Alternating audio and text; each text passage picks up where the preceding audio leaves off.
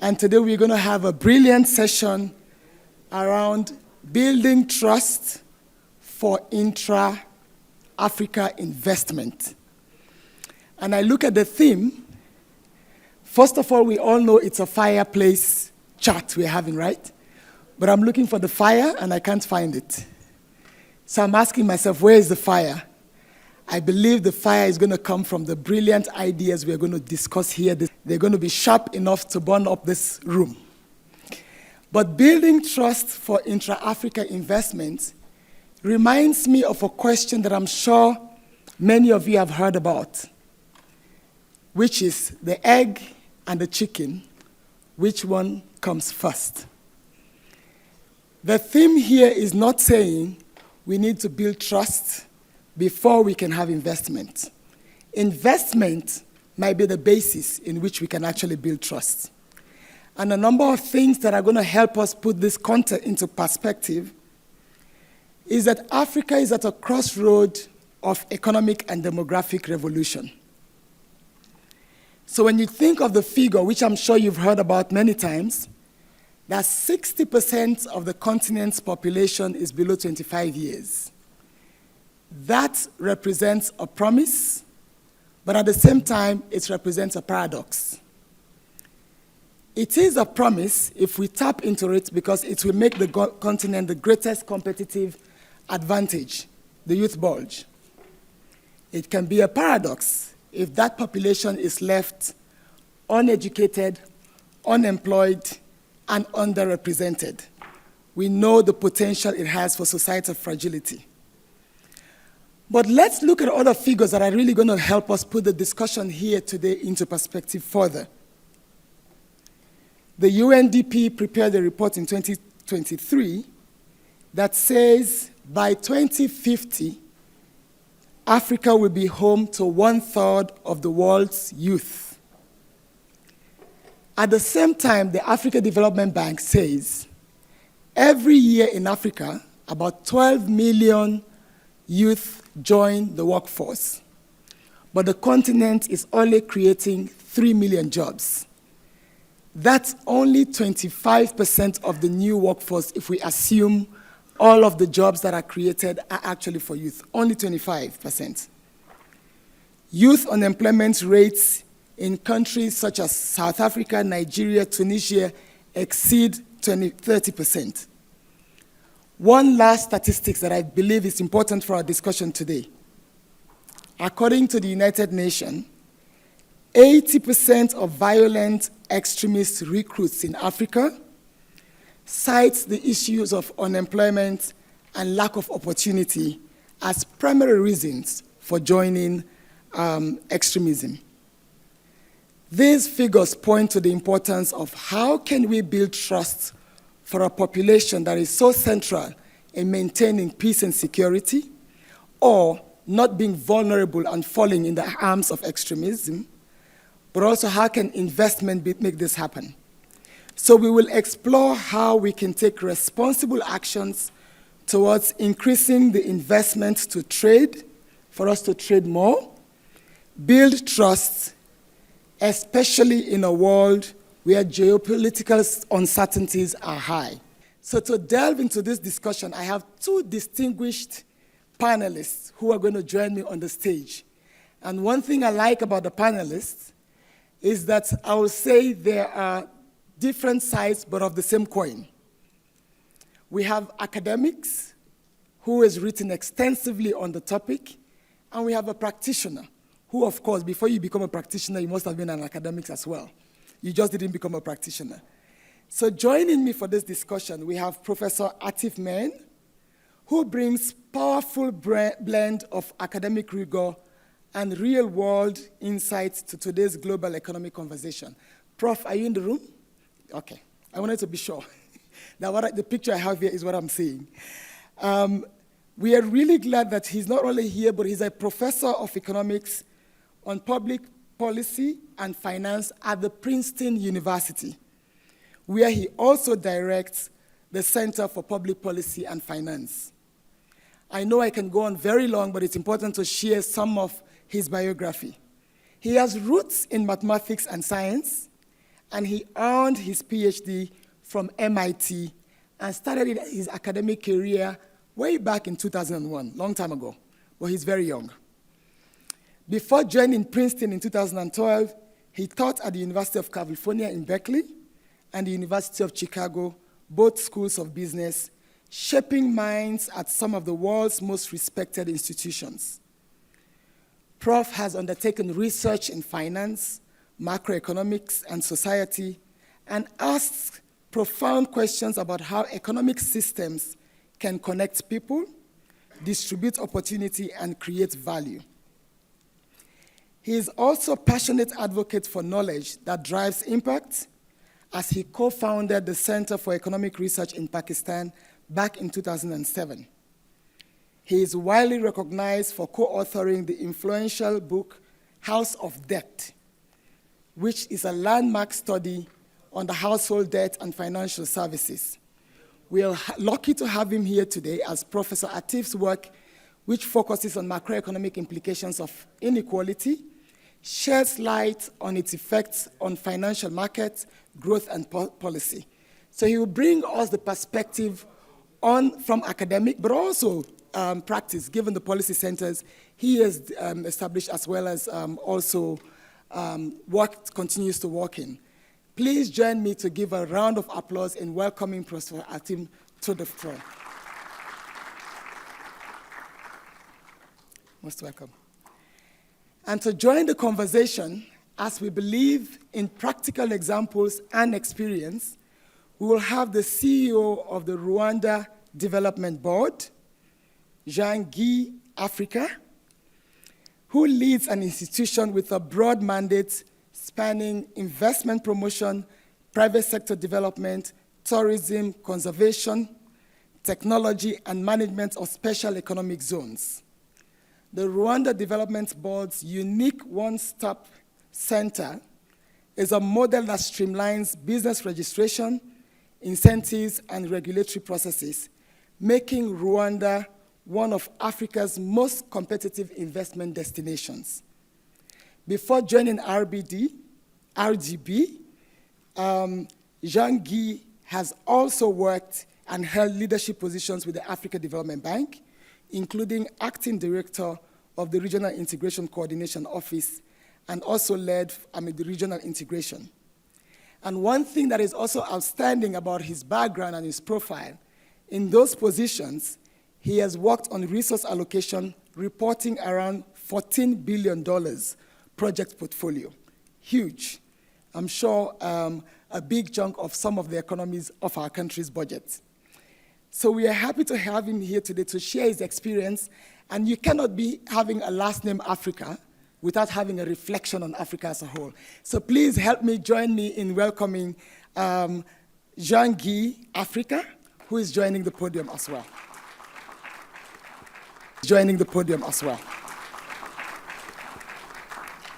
Jean-Guy, we know that investment is critical, but especially in certain areas when we talk about security across the region. So I want you to share with us some practical solutions and successful models to build trust.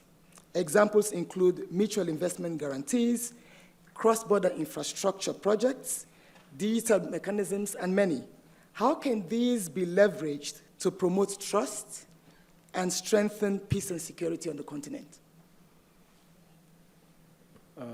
Thank you very much. Also, a pleasure to be here. I think I'll touch on the question you asked from the angle of how can regional arrangements and regional investments in general help promote trust and security.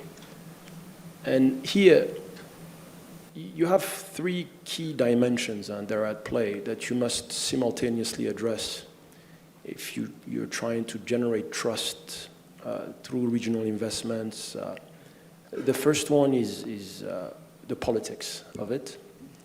The second one is the economics, and the third one is the actual security dimension. So you have to tackle the three almost simultaneously. Regional arrangements, the ones you've mentioned, the efforts that we're making through our regional economic communities, the initiatives that we push. What they do is provide a platform to discuss and harmonize policies across a series of sectors: transport, agriculture, trade, investment. And in so doing, the dialogue that takes place, the meetings, and there are a lot of them when you meet at regional level, naturally over time generate trust among policymakers as they push for certain legal instruments to be adopted, work together to implement those instruments. So at the first level, at the policy dimension, the regional projects, regional arrangements help promote trust through dialogue, through policy formation, and through policy execution. Where it gets really interesting is in the economics front. Through the creation of economic interdependencies, especially when you're dealing with the financing, the structuring, financing, and implementation of large-scale assets. Think, for example, railways, energy grids, and so on. And it's actually a classic case study for students of regional integration, which I happen to be. And that one is actually the formation of the European Union. People forget, but the actual creation of the European Union was, the basis was a security matter. 1951, France and Germany keep going at war, huge security problem, and the question at the time was, how do we come up with a solution, an economic one, to make sure that the countries of the time that were engaged in that problem, primarily France and Germany, never go to war again. And the solution that was proposed touches on the second dimension I mentioned, the need to create economic interdependencies through large-scale projects between countries. The decision at the time, and it was highlighted by Robert Schuman, who was the Minister of Foreign Affairs of France at the time, was to pull together the production of coal and steel and to create the European coal and steel community. And it's actually highlighted in the declaration. The reason was to make war unthinkable and materially unfeasible. Because you pull the production of coal, energy, which you need to go to war, you pull the production of steel, then you make it very difficult for countries to go to war. And it worked formidably well in their case, in the sense that from there started developing all the institutions you see today. It started with that, but eventually morphed into all types of economic cooperation that you see today, trade within trade matters, monetary union, and so on. So the economic interdependencies is where regional arrangements can really help us drive trust, but also force us through structural dependencies into promoting, because it's in everyone's interests, security.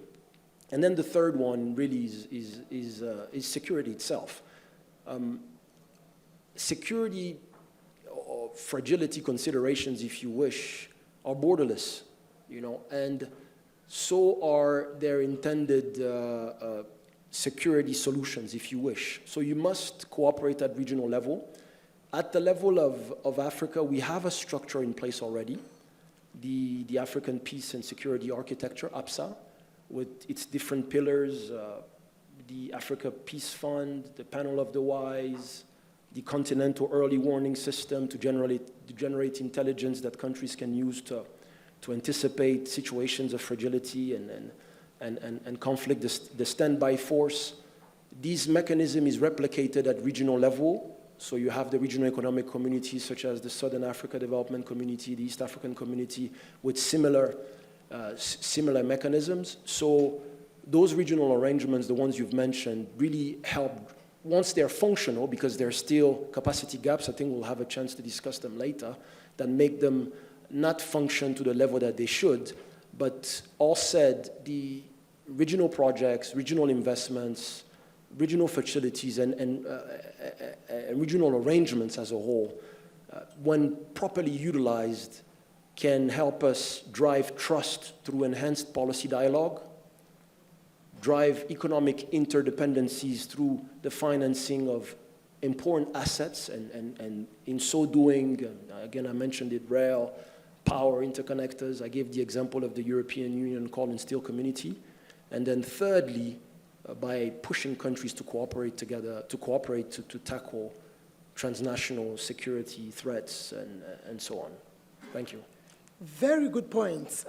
Thank you so much. I think it couldn't have better been placed by explaining that economics can be the incentive for which we will not get into a war. So in essence, it's saying, let's increase the cost of wanting to go to war. And it's not the cost of the arms that you have to buy, but you have so much investment that you know you have too much to lose. And what you will want is to choose peace. I think I really like that nexus that you have presented. And you've given us a stark reality. We have this in the world. It's happening in the EU. It happened, and you're hardly hearing EU member states talking about wanting to go to war. What you're hearing is more member states wanting to even be part of the EU because they see the economic benefits as well as the security benefits. Ladies and gentlemen, I like an interactive panel, so I don't want to stop it from just my panel members. I like an interactive room. I'm going to open up the discussion for 2 questions. I see hands. But if you manage the questions to the minute, we'll get many more people to speak. Remember, the panel is about building trust for intra-Africa investments. What do we need to do in investment? And we've heard from our 2 distinguished panel members here that investment is not only for today's consumption, but it's invest today for future consumption and for the much longer term. And how do we define investments? And we've seen what are the disadvantages that we have for Africa not getting investment. We've heard about a clear example of how the economics of our economies can be the basis of guaranteeing our security. So let's focus the conversation around that before we move forward. I have one hand here. I'll take another. Do we have a mic in the room? If you trust your voice, you can try. Yes. Okay. Please say your name, your institution, and then go to the point as best as possible. Of course. Good morning or afternoon. My name is Jumo Ayandele. I am a professor at New York University. Thank you again for your wonderful comments about the economic determinants for a stable Africa. One of the questions I wanted to pose to the panel is the fact that when we think about economic development and investment strategies, we usually aim it at the formal economic sector. But we know that the informal sector in Africa employs approximately 85% of our African workforce. So for me, and for the panel, especially coming from a decolonial, post-colonial scholarship, as well as the kind of work that I do, I'm wondering how we think about building trust for intra-African investment, taking into account the priority and prioritization of the informal sector, and not seeing the informal sector as a periphery, but as a core that needs to be put into our economic planning and how we think about transformation, especially given that we're at ISCA right now, we're thinking about reframing how we think about our economic determinants for a stable Africa. Thank you.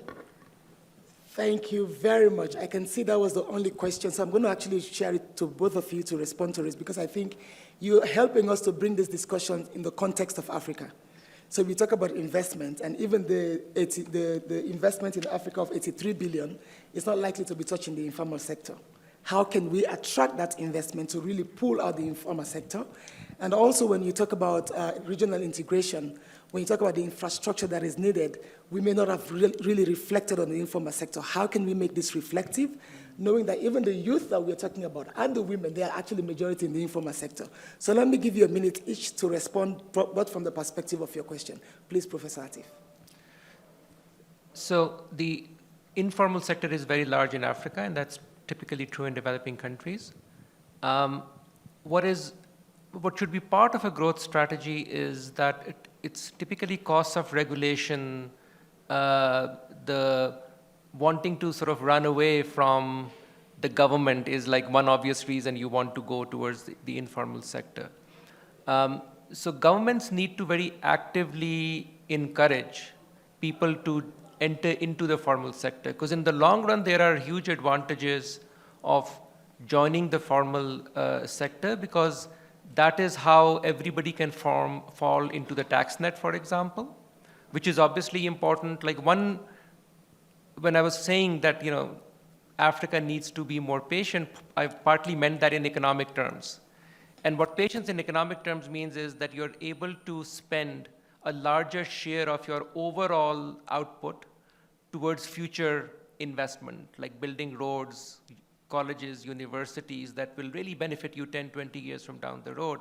And in order to do that, you need to generate revenue from the economic activity. And that activity that needs to be in the formal sector for the government to be able to generate revenue from it. So it's partly a question of the people seeing a value in joining the formal sector, so the government needs to provide the services as a carrot to entice people to join the formal sector. You cannot do it by force, otherwise we would not have an informal sector to begin with. And so that requires that give and take, if you will, that the government needs to improve its services so people see an advantage to joining the formal sector. They can earn higher profits because they can hire labor more easily, expand more aggressively, and things of that nature. And in the long run, the informal sector needs to shrink. To say it differently, we don't know of rich countries which have a massive informal sector. There's a reason for that. And so I think we should encourage the economy to move more towards the formal sector over time. Thank you so much. And I've actually liked the way you responded to it. By trying to get the informal sector in the formal sector, we're not doing them a favor. We're doing the economy a favor. Because then governments need those to also get the taxes, much needed revenue that is required for investment. And I think we're often not presenting things in that context. We're thinking we're doing the informal sector a favor by trying for them to formalize. But there's a win-win, and I really like that approach that you've taken. I'll also want to hear from you, Jean-Guy, on your perspective on the same. Thank you very much. I think when it comes to the informal sector, the fact that it's informal means there's usually very little data on what's really happening. Certain countries have actually, certain central banks have actually gone ahead and started tracking informal activity. And you have to remember that within the informal sector, there are plenty of things happening. You have your and I'll use an example here, in trade, your woman trader doing it as a basic survival mechanism, whom you want a regulatory environment that will protect. But you also have your criminals, you also have your criminal trading activity. So you start with the data to be able to disaggregate whom to fight and whom to help. So data is at the core of what we must do when it comes to the informal economy. We must understand it better. We must invest in profiling the categories of informal traders and then putting them in separate buckets. The criminals, we deal with them with the typical security architecture that we know exists. Usually they have the means to actually operate within the formal economy. It's a deliberate decision not to do so. But the other ones, the ones who are doing it out of a survival mechanism, the approach has to be much more gradual. And Rwanda has been particularly active in this space through the regional economic communities. I'll give the example of COMESA, where a system was put in place called the Simplified Trading Regime, STRs, where goods below a certain value were basically exempted from paying taxes but recorded in the system. So you get to know, you get to profile the traders, you encourage them eventually to use official routes, and then educate them on the benefits of joining the formal economy. So I definitely join what was said earlier.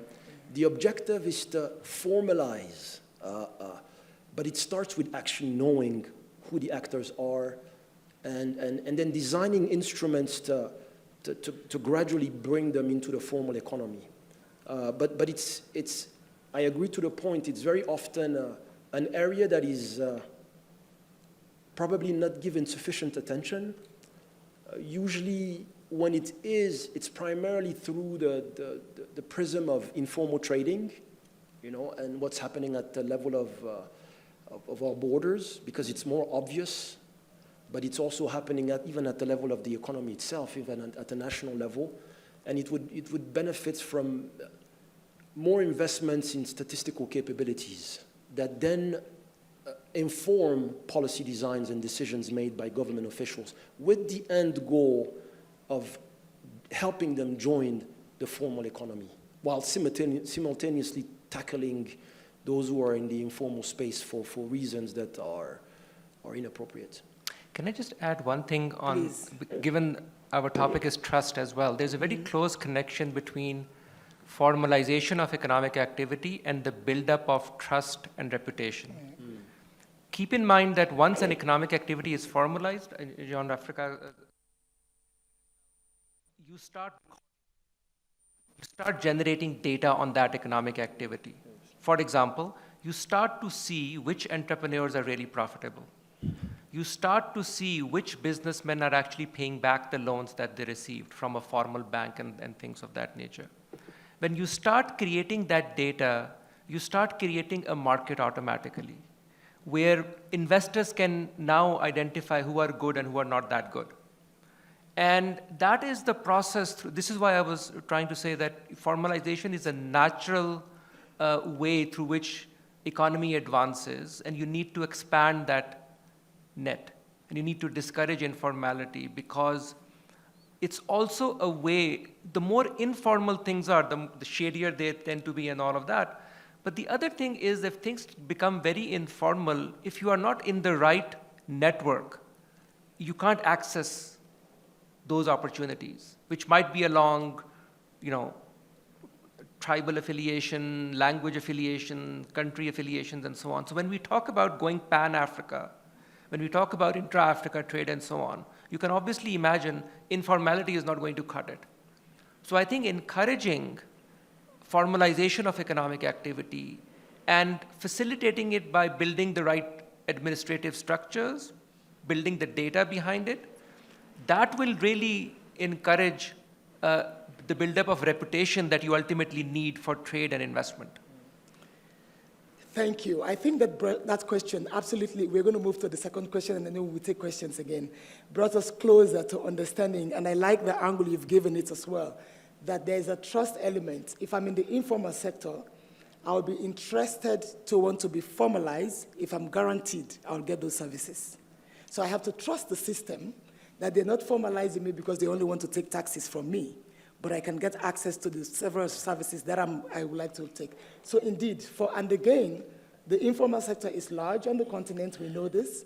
We cannot be talking about investment and building trust without referring to them or even attracting investment that allows us to formalize. But again, we know that most of these investments and the discussion around regional economic integration is really around fostering trade as well.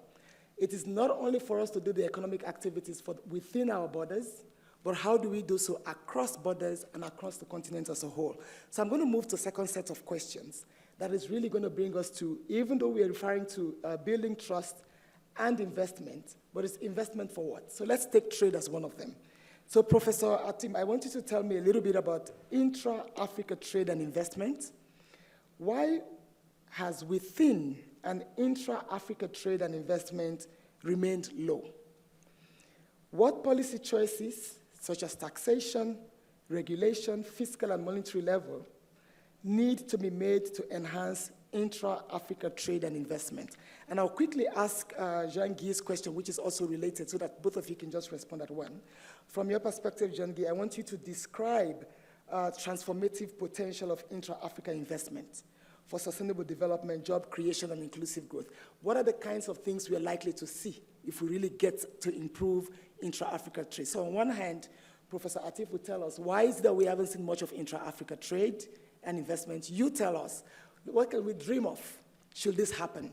And what can we dream of with regards to job creation, inclusive growth, as well as sustainable development? Thank you. I think first of all, it's important to acknowledge that Africa has moved in the right direction in many ways. So for example, if you take the Africa Continental Free Trade Agreement, that is a result of this realization or recognition at the highest levels that there needs to be more free trade and we need to break down the barriers to trade, both tariff and non-tariff. So I think things are moving in that sense in the right direction in terms of people recognizing the importance of trade. When we look at trade from an empirical academic angle, the biggest predictor of trade between two countries is what is referred to as the gravity model, which is the closer the two countries are geographically, then they trade according to or inversely to the distance between them and proportional to the size of the two economies. When you apply that gravity model that statistically, as I said, explains trade the most internationally, there's a bit of a puzzle when it comes to Africa, which is that what you predict according to the gravity model should be the level of trade. You don't see it inside Africa. Okay, so that's a very sort of empirically descriptive way of saying, look, Africa is not trading as much as the rest of the world is trading amongst itself. So there's clearly a problem in that statistical sense. To put some numbers to it, Africa should be trading at least 35 to 50% more than the level of trade we see today, even conditioning on the income per capita of the various countries inside Africa. So there's clearly a deficiency there. In terms of identifying what can be done or should be done going forward, there's some of the obvious one, reducing transactions and so on. But there's some practical issues of harmonization of products as they move across borders, for example. There are other practical issues, like one particular example I'll give is on the monetary side, there are two main unions. And in my view, those are hindrances to trade within Africa because from a technical perspective, those currency unions actually do not make much sense because those currencies are tied to Europe. And I will not get into the macroeconomics of it, but there is no justification that one can reasonably give for African countries to tie their currency to what is happening in Europe. The economic imperatives are very. Africa is a resource-rich environment that has its own commodity price shocks. Again, it makes so. When we talk about facilitating trade, we also need to reduce volatility, macroeconomic volatility in the respective African countries. And one important tool for reducing macroeconomic volatility from a macro policy perspective is to have monetary sovereignty, which means you have your own currency that you have control over. When you're in a currency union that is tied to Europe, you're fundamentally giving up that sovereignty.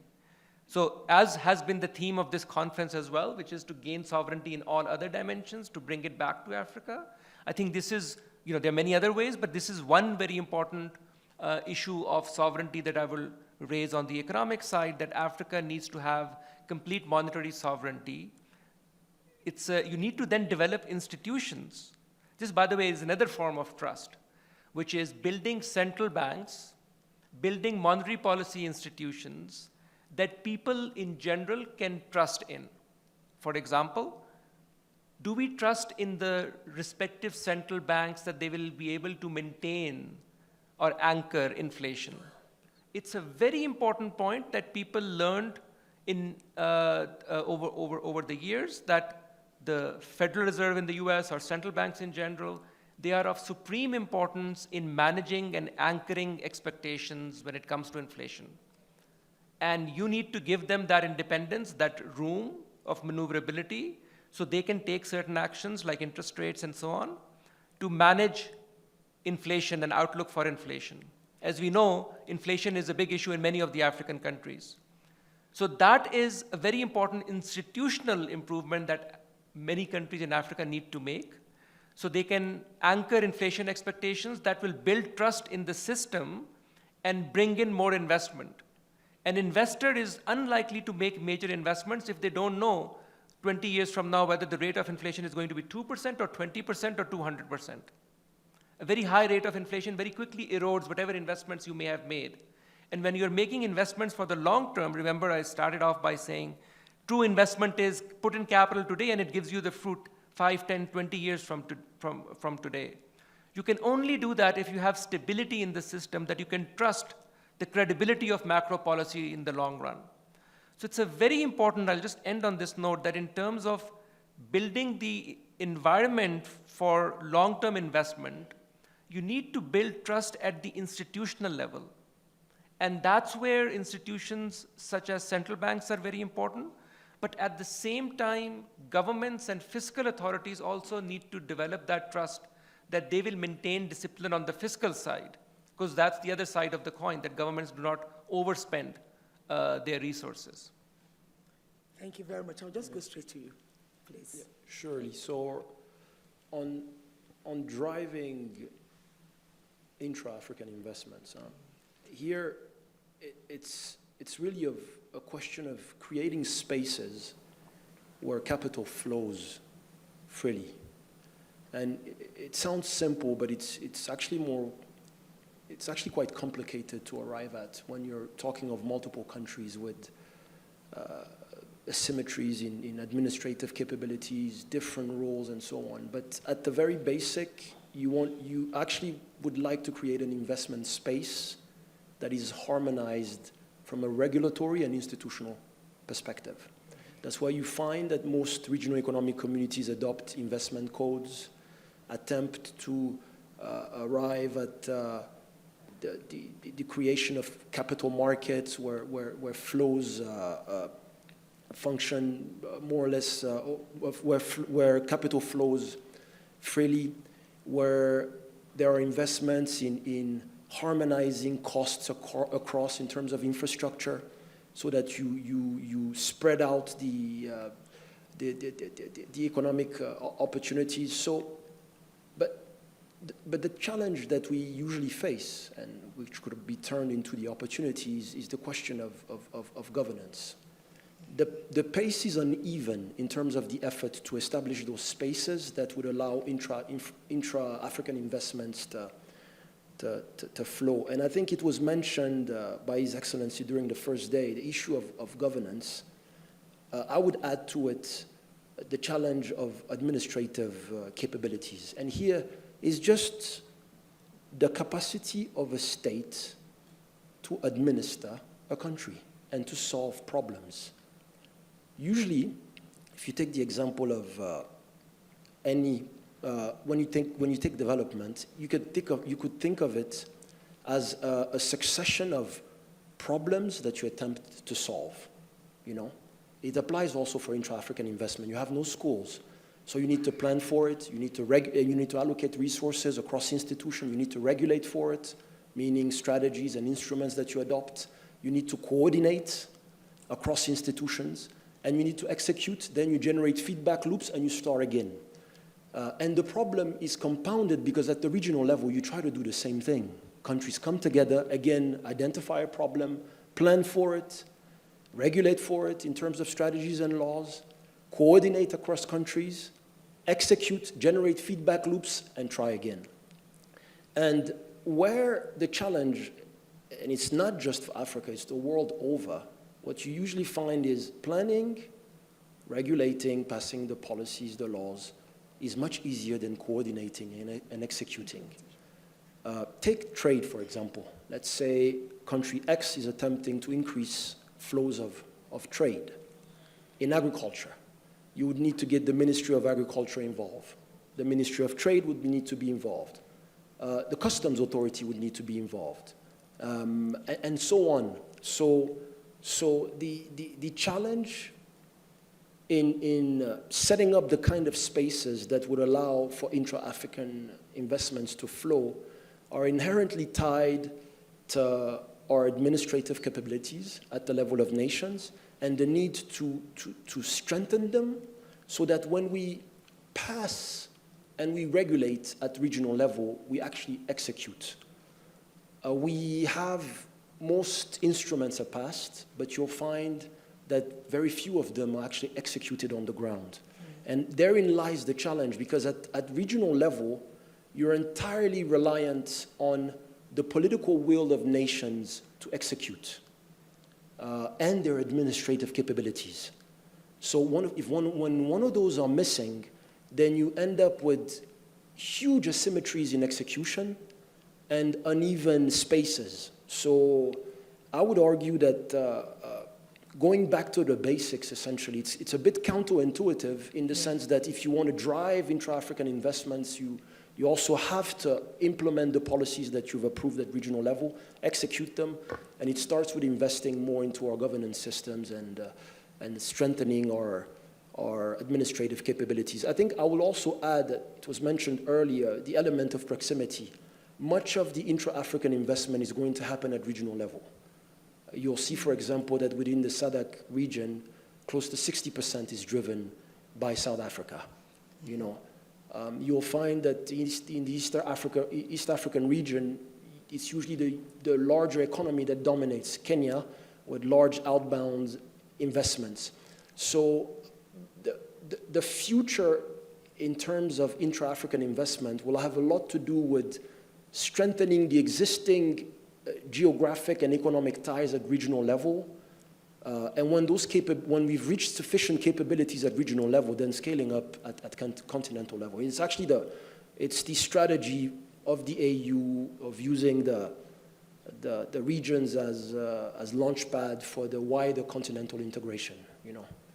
Thank you. Thank you so much. Ladies and gentlemen, I hope you're enjoying the conversation as much as I am. I'm coming now next to you, putting into perspective the importance for trade as we discuss building trust. And I'm glad that Professor Atif reminded us of the Africa Continental Free Trade, which is a very good step in the right direction.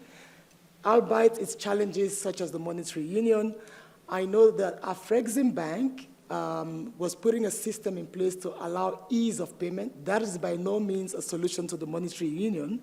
It's only doing a bandage to something that requires a more fundamental change, etc. So if anyone is in the audience who has more information, updates on progress on monetary union on the continent, that would be very helpful for the conversation. I'm glad that, Jean-Guy, you point on the governance elements, the integrated nature of policy. When we talk about trade, the number of institutions in one country, let alone you're talking about several countries, that is required. But I like also to add that the World Investment Report mentions that Nigeria and South Africa remain attractive destinations for investment, but that Botswana and Rwanda are growing interests. And Botswana and Rwanda are not by many means big economies, but they're really putting things in place that are going to be attracting investment. So it's not about size. It's really about the quality of your institutions, the policies, your legal framework, and all of those mechanisms to attract investment. So let me bring it back to you. Building trust for intra-Africa investment. Questions, comments, if you can keep it to under a minute, we can have several hands. I have your hand and your hands. I'm glad. 3. The mic here in front, please. I think it's people who are sitting in front who are likely to be asking questions. So if you want to ask the question, please come to the front. Thank you very much. I'm honored to be in the presence of these esteemed gentlemen. Read about them, now I've seen them. This is an observation, and I want you, the guys in academia, to go and have a look at it, simply because of this informal sector you guys are talking about is what we all grew up with and continue to see in a big way. But in Uganda, and I think even Kenya too, the mobile money dragged so many people into the semi-formal, into the formal sector to a certain extent, to a large extent actually, because I don't think less than 85% of our population they are all in mobile money now. So I would like you to have a deeper look at it, you academicians, how much the informal sector got a bit formalized, got into some taxation through the mobile, the telcos, and yet still wanted to stay informal. That is one. My second observation is that the interest rate trade is that the very interesting phenomenon in Uganda where we have built infrastructure. In the last 5 years, we built we need to build a road, but we repaired Amaram Road from Pondwe in Kasese all the way to Beni and Butembo. And without much, without any regularization or supervision, the people all went into trade. Even some of those rebel activities kind of ended. The thugs that were in that area, everyone now went into trading. And that's another area I would like you guys to have a look at. What a road can do in terms of dragging the informal people into. And also as the example of Gulu Nimule, Juba Road. The growth of these towns in the north of Uganda, just because of macadamizing that road in 2010, the effect it had on the economy. Those are two intra-state growth of trade simply because of infrastructure. I thank you. Thank you very much. Yes, please. The gentleman next time. Let's keep it short, please. Okay, thank you. Vice Admiral Yakubu, immediate past Chief of the Navy of Ghana. I'm also now the chairman of the Gulf of Guinea Maritime Institute. It is an institute that tries to build capacity among young people, particularly to look at the blue economy, which we are not talking about. There's a lot of potential there. Listening to the very distinguished panelists, a lot has come up, and I want to zero in on two issues. The first is on the issue of integration. And Professor Mr. Jenge has mentioned it, that it might be difficult for proximities to start with the whole continent as a whole. Maybe we should look at the regional blocks. I think, I don't even know why at this time we are talking about 54 countries in Africa. And these countries were created by a group of Europeans sitting around a dining table with the map on the table and then just divided it among themselves. And we are guarding these borders so much. I think we should look more at loosening these borders in order to allow more integration. And in ECOWAS, where I come from, a lot of our regional economic community, ECOWAS, a lot happened in terms of integration, but we are now suffering some setbacks. And it also comes to the issue of trust.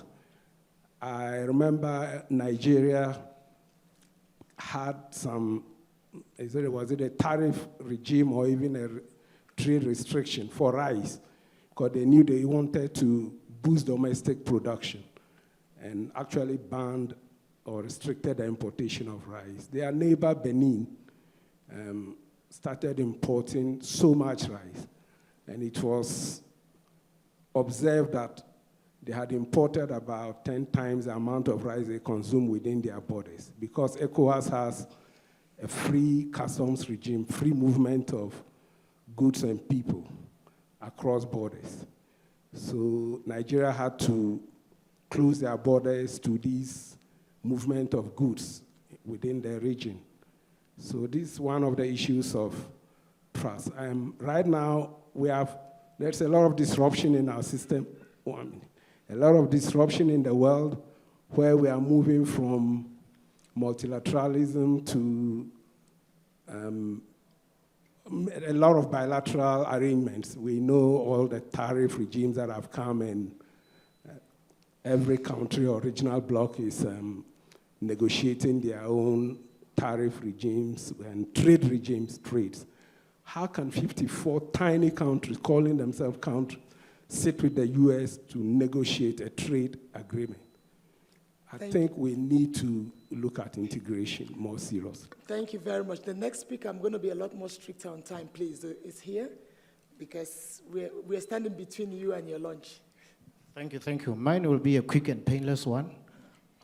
Given the fragmented regulatory frameworks, and to some extent, the diverse political architecture within the African member states, what are the practical measures that you may suggest which might propagate trust between the member states in terms of fueling this trade, especially where you see that some may not risk, engaging in such business arrangements? Thank you. Thank you very much. So we got 4 questions, and I'm going to just distribute them 2 each. I feel like Jean-Guy can respond to the question on mobile money, the formalized, and I can see you're smiling. You like that question a lot. And I'll ask Professor Atif to tell us a bit more on how infrastructure can be a basis of formalizing, and maybe with an emphasis on even digital infrastructure in this case. And I'll come back to you, Jean-Guy. Your second question would be on integration. We have regional economic communities, smaller ones, but you have the AU. Why are we not trying to focus on the sub-regional RECs instead of going to the communities and loosening borders? And the last question around fragmented regulatory framework, I'll ask Professor Atif to talk about them. So it's 2 questions, 8. Please go ahead, Professor Atif. Thank you. Let me talk about how infrastructure or public investment in general can be used as an excuse for better integration. One example to give is if you look at Europe and you look at Airbus, right? That would be an example of Airbus is not, it's a European project, it's not a single country's project. And I think there are many examples like that that you can think of where African countries, and I think this is actually very important from an industrial policy perspective, a group of African countries, doesn't have to be all 54 all the time, can come together and decide to co-invest on a particular area, could be infrastructure, could be an example like we'll start manufacturing aircrafts or we'll start data center on the IT side. And they subdivide the production networks that we will specialize in this area that is an input into the final product that we are going to be making. Or we will coordinate on electricity grid or high-speed railway, and we will again specialize in, one can specialize in batteries or energy, another one can specialize on the engineering or the engines and so on. The broader point is, this is partly what I was trying to say in the beginning, that you need to develop those capacities domestically. Do not go to a Western country or any other country and say, give us the whole project and we will borrow from you and then just deliver the whole project to us. Even if they do that, you haven't developed any of the expertise. Use the same as an excuse to integrate and develop those capacities. You have to obviously gradually do it. So you need to know what your current capacities are and what are the first right set of projects to start with.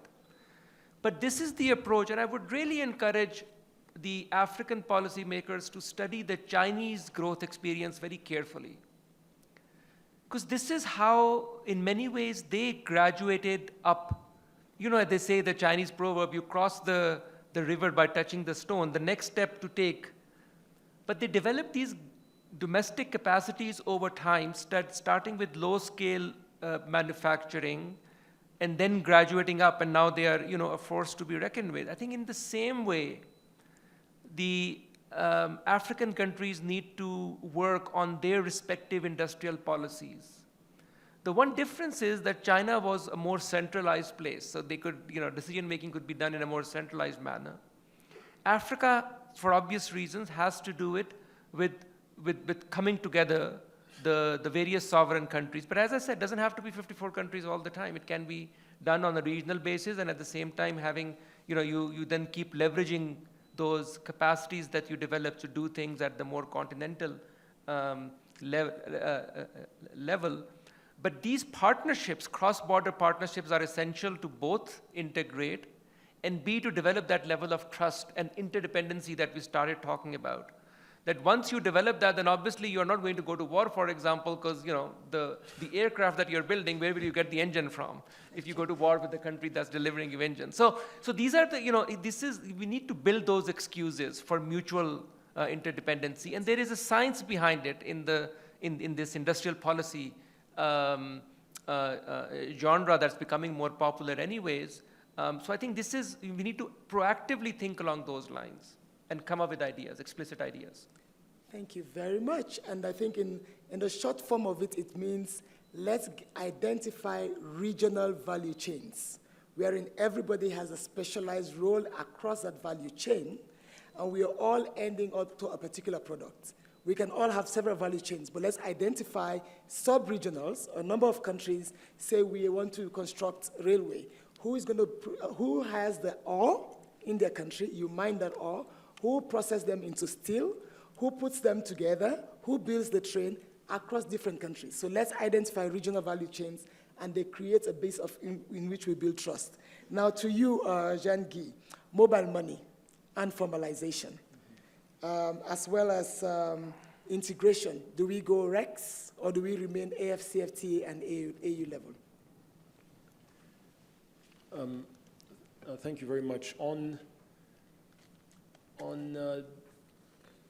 informal activity actually happening on mobile money, this is a very interesting case study. And I think the informal economy itself shifted to the digital world because it was so convenient. Think of the person sending money to their parents in the village. In the past, probably had to give it to someone that would hop on a bus and go, or even trading. So it's happening, but it's not being taxed the way it should be. Because, I mean, even now, the activity itself is taxed at the level of the telecom. So even if informal activity is happening through the use of mobile money, it's probably not captured in the way we were discussing earlier, in a formal way and so on. So, but it's a starting point in the sense that it generates the data that we need to start making the right decisions. You know, so, and it's definitely better than if the commercial activity was happening physically. So I think mobile money provides a formidable opportunity to start, if we can access the data, if we can work with the telecom and banking operators, to start to map out flows that are commercial in nature, and ways to utilizing, again, the whole aspect I highlighted earlier of investing in statistical capabilities and data to arrive at a better profiling of the economy, of the informal economy itself, so that we can make better decisions. So I think the digital part will play a huge role. On the debate about the regional integration, I don't think we should oppose the continental approach to the regional one. Mm-hmm. But there are also facts, you know, that just speak for themselves. For example, the extent of countries' contributions to the regional economic communities. That will tell you a lot about where they see their priorities. And it goes back to what was said earlier, that geography very much ties you structurally into where your immediate opportunities for industrialization will be. It's much easier for us to trade. It doesn't mean it won't happen, but it's much easier for us to trade with Uganda, with Tanzania, with Kenya than it is to do so with Ivory Coast. Doesn't mean that it won't happen, mm-hmm. But in the immediate, the short opportunities, the immediate opportunities are definitely closer to the region, and that's applicable the continent around. I think it's also important to highlight that Africa is huge. The actual landmass, something to the tune of 30 million square kilometers. And the European Union, the 27 countries, is about 5 million square kilometers. So the distances and the costs associated when you're trying to cross make it very difficult for you to adopt a model where your short-term opportunities will be across the continent. So I think structurally, you will find, and it's even enshrined in the AU's approach of using the REX as building blocks. And I think we need to highlight that we come from a long way. There was a time where we had close to 20 REX. In fact, there was an image that was floating around all the time of the spaghetti bowl of REX in Africa. And we went through a rationalization process. Today, the AU only recognizes 8 regional economic communities. you know? So that process of rationalizing RECs helped us go a long way in better allocating resources and so on. But still, to this day, you'll find that the building blocks for the creation of the African economic community are still the regional economic communities. Now, the beauty of the AFCFTA is that most of the RECs have established free trade areas. Some even have currency unions, others customs union, and so on. So trade is highly liberalized across most RECs. What was missing was the intra-REC trading, and that's where the AFCFTA comes in. The FTA also has a series of flagship programs that ties into the very nice example he highlighted. There were certain sectors that were identified as priority. Automotive was one, with the idea that production could be, we could create production networks with different countries specializing on different parts. And that needs to be continued. It requires consistent effort at the policy level. It requires you to bring along the private sector and to create, basically implement rules and policy over a very long period of time. I'll close with one comment. You mentioned earlier the issue of FDI and what we had done to perform quite well in the area of foreign direct investment, Rwanda, despite us being market-wise much smaller than most economies. And it's entirely about the business environment. Rwanda has invested a lot in creating a business environment that is predictable and in turning the business environment into our unique selling proposition. And over time, and we've been also very ingenious about it. So you'll see that our positioning is come, set up your business in Rwanda and expand from here into the region, which has a much, so the thinking around it was the business environment and so on. So it's just to touch your point that there are many ways that you can go about addressing structural challenges. Creating a predictable business environment is one. An environment where the investor knows what to expect, where there is sanctity of contracts and so on, and that has been the approach that we've taken. What we did, this is my last point, was to bring together close to 24 agencies under the one-stop center in the Rwanda Development Board, parts of 24 agencies that are investor-facing. You'll very often find that investors have challenges with land, challenges with electricity, challenges with water, challenges with their agreements not being implemented, incentives provided in their agreements not being implemented. So we've turned RDB into a focal point, a one-stop shop for the investors' queries and challenges to be addressed. And over time, it's resulted in what you're seeing today. Yes. Thank you so much, Jean-Guy. You've given your last word already. I'll come to you for a last word, Professor Atif, because I was going to ask, we've discussed investment, and of course we agree that just before the World Bank discontinued the publication of the Doing Business Index, Rwanda was doing very well, one of the countries on the continent that was always ranking very well in the Doing Business Index, so we see that. But this afternoon, we've discussed investment, what it means in economic sense, trade. We've talked about the policy integration that is needed, governance, the informal sector and its importance for building trust and intra-Africa trade, the AFCFTA constraints around monetary union, etc. I think it's been a rich conversation. I'm going to ask Professor Atif if there's any other area, but as you reflect on that, I have a few points that I just want to make. Are there any other areas the continent should be focusing on to achieve trust for intra-investment that we haven't discussed? I know Jean-Guy has already given us the need for the country to be very prepared and to put into systems to give investor confidence is very important. So I'll come to you, but as I say that, I have to use the opportunity that I work for UNDP, and we have an initiative referred to as the Timbuktu Initiative. I started by giving you information on the youth bulge in Africa and the need for us to pay attention on investment in youth. UNDP is running an initiative called Timbuktu Initiative that is placing youth at the center of innovation, entrepreneurship, and capital formation. Ambitious projects that is developing 10 thematic hubs across Africa. Here in Rwanda, we have the Health Tech Hub.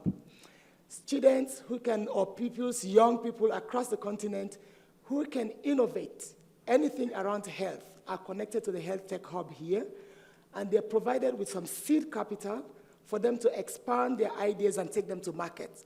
We have a Timbuktu Foundation that then goes out there to seek the capital for them to expand their trade across the continent. In Nigeria, we have the FinTech Hub. In Kenya, we have the Green Tech Hub, which focuses on climate change, etc. The ultimate aim is for us to have 100,000 young innovators in the next 10 years as UNDP across Africa. And I just felt it was important to lay this emphasis because we don't want to leave this room as if nothing is happening around building trust and investment. A lot is happening, and we have to leave the room with that information. Professor Atif, let me allow you to please give your last words on what else do we need to do. Thank you. Let me just close talking not about economics, but maybe a bit more philosophical, a bit more spiritual, if you wish, on the question of trust or integration. You see, ultimately, integration is about sharing sovereignty. It's a very serious issue. It's not easy, actually. Even, you're talking about these industrial policy and so on. Even if you do all of that, and we can learn from the European experiment on that, actually. Even as we speak, there are massive political forces inside Europe. They're not happy. They want to break it up because they feel like the Brussels or the European Union is breathing on their on their individual sovereignty. I just want to point out to me what that says is that ultimately it's about the people feeling connected to each other. That's the spiritual or philosophical point I want to make here, which is extremely important, that the people of Africa feel connected as one people. And no level of trade or regulation is going to do that until and unless the people actually meet and see each other frequently. And so one practical suggestion I would personally want to put forward is that Africa must develop more and more institutional excuses for people, especially young people, to meet each other across borders. For example, I would actually promote the setting up of an African Union-wide system of universities that encourages young people to go to other African countries to get educated when they go to colleges and so on and so forth. That will naturally allow people to mix. And by the way, there is a long-standing literature that has shown that these social networks that you then develop, they are critical to boosting trade. People will get married across borders and so on and so forth. And it's through these networks that you can really form very durable partnerships going forward. So I'll just end on that message that it's very important to keep the people in mind. And when people are united, then it doesn't matter whether you have those artificial borders that the Europeans put in place or not. Thank you very much. What a beautiful note to end off and to reassure you that it's already happening on the continent. Maybe we need to scale it some more. We have the Africa Leadership University here in Rwanda. There's the Carnegie Mellon University. When I visited it, it had students from across Africa. There's the Africa Governance Institute that is also established here in Rwanda. But maybe we need a lot more of us to know it. As we conclude, I really want to take the opportunity for us to give a round of applause, but to end on this note. We must remember that the opposite of development is not just poverty. It is disempowerment. And Africa cannot afford to disempower its greatest assets, its youth. Whether we talk about them in boardrooms, in classrooms, or in startup labs, the inclusion of young Africans in our economic transformation journey is not a charity. It is a necessity. Initiatives like Timbuktu I spoke about are not optional. They are our collective responsibility. Ladies and gentlemen, help me thank the distinguished panelists as well as all of you for your participation in this forum. Thank you very much.